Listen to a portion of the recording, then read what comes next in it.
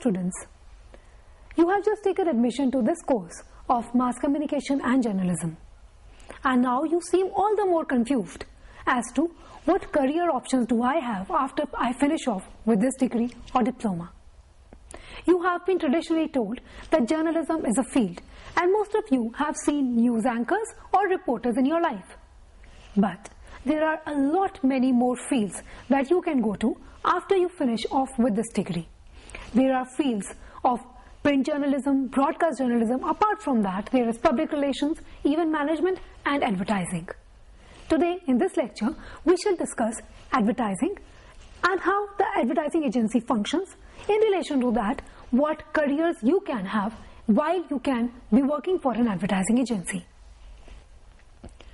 Let us talk of ads and ad agencies. Whenever we see an advertisement in television or in print media, we are usually hooked to it because the people have tried hard to get us hooked. They know that this is not something we are willing to see, but this is something which is just being inserted. You've been watching your favorite soap opera and suddenly a break comes and some ads appear. Or you've been reading the news in a newspaper and suddenly an ad appears. You did not buy the newspaper to look at ads, neither did you switch on your television to see the ads. Even then, they are always there. And you should realize and even thank the advertisements for making your world so much more cheaper. If you realize a newspaper is produced with a cost of something amounting to 15 to 17 rupees, but you buy it for a mere 1 or 2 rupee. Why and how? This is probably the only product in the world which is sold at a selling price lesser than its cost price. The thing that is to be credited for it are the advertisements. The newspapers charge the advertisers, and in turn the selling price reduces. Similarly, you watch all your favorite soap operas or news programs on television and you pay almost nothing for it. Where do the production costs come from? How are the actors to be paid? Where are those beautiful sets and the outstation locales covered? This is again the magic of advertisements. Those irritating breaks that come in between and the ads that you watch with so much of non-intention are the ones that help you see all your favorite television serials, the news programs, buy your newspapers at a much cheaper rate or even at no cost at times. So now who are the people who go behind making these advertisements? How are they made? Usually students come to me and say, "Ma'am, I am not good at drawing, so maybe I do not stand a chance in the world of advertising. I cannot write a good copy, I am not a good writer, poet or a painter, so advertising is not for me." Hang on. You still have a very good scope in this field if you are good at maths, or you are just good at talking. If you can talk about anything under the sun, or you can convince people about a concept, then bingo, advertising may be the profession for you. How do you discover that? Let me help you with that. We shall begin with working of an advertising agencies. How do ad agencies function? Who are the people who function at different levels and departments in an ad agency? Broadly, an advertising agency can be divided into 6 departments. First is the client servicing department or the accounts planning department. Then comes the creative department. Then is the production department, the media planning department, the research department and the administrative department. Broadly, these are the 6 departments that make an ad agency an ad agency. Ad agencies may be smaller or bigger in size, but their size is no means by which you can judge their virtue or their effect in the advertising world. Let me begin with the size and the functions of ad agencies. Some of the ad agencies are in-house agencies. For example, there is Dabur and it might have a little advertising agencies to produce its little ads. Some of the agencies are full-time ad agencies, that they are full-fledged ad agencies and different clients would go to them to get their ads made. Another are part-time agencies or agencies which offer specialized services. This agency would only do media planning, this agency would only do production, or this agency is a creative agency. You might have heard such terms. We shall deal in detail with what this means. First, let us deal with a full-fledged ad agency that has all these 6 departments that we talked about. Let us begin with the accounts planning department or the client servicing department. In the world of advertising, an account refers to the work of a particular client.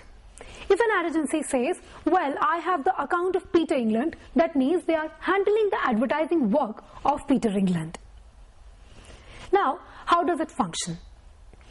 There is a company, probably Pepsi, and they want their ads to be made. There are three ways. They might summon some good ad agencies and say, okay, we want some ads to be made, kindly come and show us your presentations on what strategies you can have to improve our product's sales. And these presentations, out of them they might select the one that they feel is the best one, is offering them the best budgets, the best strategies and the best ads. The second way, which might seem unprofessional at times, is that you discover from some of your sources that this client is looking for a new ad agency. This client is not satisfied with the previous work done, or they are probably looking for a change. And you just go and visit their office, you just gate crash it, and you show them your work or suggest them a strategy that you wish. They might like your work and assign you to be their ad agency. Another manner is that an ad agency might look for work and might just knock at various doors, certain big clients, certain smaller clients, and offer them their own strategies, show them their work, tell them how good or bad they are, and expect an account to fall for them. So these are the three broad ways when an account can come to an ad agency. Now, an account has come to you. Celebration time. But no, it is also a time to have sleepless nights, because now you have to satisfy your client with whatever you think that is best for them to be offered. Here, the client servicing department or the accounts planning department comes to play. As the name suggests, the department plans the account, or this person services the client. The people who are a part of the client servicing team are the link between the agency and the client. They would take the ideas of the client to the agency and tell them, okay, this is what the client wants, and in return, they would take the ideas from the agency to the client and show them, okay, this is what our agency has done for your product. Do you like it? Don't you like it? These are also the people who have to listen to the maximum coaxing by the client. And also they have to struggle to have a budget approved. Okay, this is what you would pay us. No, please pay us this. Please make us the payments. This is the idea I don't like. They also have to be the advocates of their agency, convincing the client with the validity and the goodness of the idea. They also at times have to be the client's people and telling the agency people, telling the creative department, okay, this is not good. The client doesn't like it. Kindly do it for us. They usually are the ball. Sometimes they might get accolades from both the departments, and sometimes they even might get criticisms from both the places. So these are the hanging links. They are the face of the client to the agency and face of the agency to the client. They take the ideas to and fro, and they have to convince their clients, as we have just seen. Next comes the creative department. After the client has given a certain idea to the client servicing person, he goes to the creative department and tells them, this is how my client wants it to be done. Now, kindly produce certain creatives. What are the creatives now? Creative is the ad, the basic thing that you see. Parts of the creative are the copy, anything that is written or spoken in the ad, or the images or the photographs which are part of the ad. Here the department decides. This department has certain copywriters, art editors, or the photographers who would take photographs, the editors who would suggest what artwork is to be done, the designers who would place this ad in a certain manner. Ad might appear disrupted in a certain manner, which color is to be used, how big the picture is to be. All this is decided by the creative department. All the good or the bad copies that you have seen or might have heard might be credited or discredited to the creative department. The creative head usually has all the luxuries. They would sit in a plush environment, they would have all the work to themselves, because after all, they are the creative people. They need to have the freedom of thought. Now this creative product is ready. There is a picture placed over there, there is a copy written over there, a tentative design which is shown, and this client servicing people would again take it back to the client for the approval. After this is approved, the ad has to be literally actually produced. Who comes into play now? Of course, the production department. Usually the agencies would outsource the production, because not many agencies are rich enough to afford an in-house production department. And even if they are rich enough, they might not have that much of resource. So them are considered to be better. So you might hire a professional cameraman or a professional director or a professional photographer for these things. If a brochure is to be made, you might go to a camera person. If it is for a cookery book, you might have a photographer who specializes in the cookery photography. If it is for maybe dresses, you might have a ramp photographer who specializes in this kind of a thing. So now the production department would come into play and they would make the ad. In this department, you don't only have directors or photographers, you also have the model coordinators, the people who would coordinate with these models and ask them to do your ads for a certain budget at a stipulated time limit and on certain dates. So all this finalization process, all this production process is the part of the production team. The directors, the post-production, everything. Some of the very famous outsourced production people are Pradeep Sarkar, the director for the film Parinita. He has been an advertising director earlier. So these people might outsource or they might do the in-housing thing, but they produce the ad.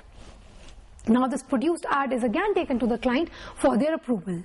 The client servicing person is functioning as a lien between all these people. He has to have the links with all these departments. As the production department taken to the client, approved, and now the ad comes to the media planning department.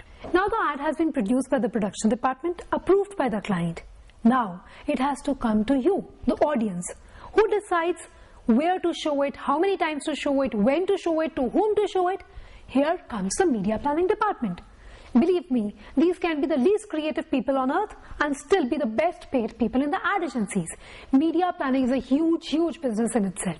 So much so that most of the agencies have started having their different media planning wings. Starcom is one media planning agency and there are many more existing in India and abroad. Now, what do the media planning people do? They jumble with words. They deal with softwares. The number cranking material, all is their forte. This ad is there. For example, a print ad is there. Now you have to decide which paper it goes to, how many times it has to appear, which are the days of the week it goes, and most importantly, which stage of the paper it goes. Is it the first page? Is it the last page? Do we take it in between? As you must be aware, all the newspapers, all the television channels, all the film, cinema people, all of them charge for the ad. And whose money is it? It is at the end of the day the client's money at stake. The client would wish his money to be spent in the most prudent manner. The impetus is on our poor media planning team. Poor media planning team? No, of course, you can again say the most intelligent people of the agency. Now they decide this ad is there. This, for example, an ad for Gagan Ghee. Where does it go? Does it go to a vernacular paper like Dainik Bhaskar, or it goes to a paper in Tamil Nadu, Amrit Bazar Patrika, or it goes to a English national daily, that is the Times of India? Does it go to certain magazines? You have a print ad ready. So it can be the Reader's Digest or the Computer Magazine or Competition Success or Femina or Good Housekeeping. How many choices? Which magazine, which newspaper, which page? They decide. How do they decide? Surveys. Who helps them in this? The research department. We shall come to the research department in a little while and tell you what all they do. Now the data is there given by the research department, let's assume, to the media planning department. All the rates of all the magazines, all the newspapers, the placement rates, everything is there. Now they have a certain budget. Okay, this is the budget for 3 months. Where do we place it? How do we place it? Now they have to decide how to put this client's money to best use. Which magazines, which newspapers, and what place to place the ad. Similarly, if it is a TVC, that is a television commercial, which serials would get it? Which news programs would get it? How many times would they get it? What time of the day would they get it? For instance, there is an ad for sari. There is no point showing it in a men's program, in a wrestling match probably, or showing it in a news program or a program on CNBC when a share market discussion is going on. Obviously, it makes sense to show the garden sari ad during the Kyunki Kabhi Saas Bhi Kabhi Bahu Thi program, or during Dulhan, or during Kasam Se, such programs which ladies are more likely to watch. Similarly, if it is an ad for laptops, the IBM laptops, it makes more sense that they go to channels like CNN IBN, or they go to channels like CNBC or NDTV, where that kind of audience is watching. Waste that money. If it is an ad for Alpenliebe or a kid's bicycle, it would go to channels like Pogo, Cartoon Network, and what time? Obviously 5 to 7 most of the kids are watching cartoons, so you would feel this is the best time. But again, mind you, this is the time when the ad is most costly. So all this discussion, when, why, how many times, with what budget, lies on the media planning department. The impetus is there to deliver the maximum good for the limited budget of the client. When a certain event is happening, for instance, the Cricket World Cup comes and Hero Honda had a certain budget. The media planning department has to decide how much of it goes to the World Cup and how much of it has to be spanned through the rest of the year. how many matches, what time. Again, all this number crunching games is their forte. So if you are good at maths, if you are good at computer softwares, maybe this is the field for you. Next, the most important department, the backbone of the ad agency that can be called is the research department. Like the client servicing person was involved while he was dealing with the creatives or the media planning people or the production house, similarly the research department is involved at each and every step. Once you are trying to vie for an account, you're trying to bag an account of a client, the research department comes into play. Okay, this is the account we are trying to bag. Do the basic research. Tell us how their ads have not been doing well, or what does this client want, how can we offer a good strategy for them. Do a research of what kind of audience they have, what kind of consumers they have, what are the aspirations of those consumers, what do they want from us. The research department. Then the creative department would tell them, okay, do a research of how good this copy would be with the people. Just do a research that would people like this copy, would people like this picture, would they respond well to this photograph, won't they respond well. Then the media planning department would again consult the research department on, okay, what are the TRPs? Are these serials doing good? Is this magazine being read by people? What kind of audience is reading this? One kind of interesting research that came as a breakthrough in advertising world was that the women's magazines are usually more read by men. The magazines like Cosmopolitan, Women's Era, Femina or Good Housekeeping have men readership more. So what kinds of ads started appearing? Ads for men's deodorants, men's shaving cream started appearing in women's magazine as a result. So this was something that the research department said. Research department might choose to do its research in various manners. It might be a focus group research, it might be a discussion, it might be a paper survey, it might be interviews, anything that they feel appropriate for the product at that time. Again, not many agencies might have their own in-house research teams. The research agencies might be outsourced. Some of the famous ones are ORG Mag and others, and magazines or newspapers consult them. Similarly, ad agencies also consult them to do research for them at various stages. Now, another department that an ad agency has is the administrative department. Of course, this is a very important department, though it is not directly contributing to making of an ad in any way, but it is keeping all the departments together. It is looking after the salaries, the burnout rate, the entertainment of their employees, how and why a good ad is produced, because there are good people in an ad agency. And who looks after these good people? The administrative department. Their meetings are arranged, their salaries, their teamwork, their outings, their trips, everything is arranged by this administrative department. So they again are the flooring or maybe the ceiling of all these departments.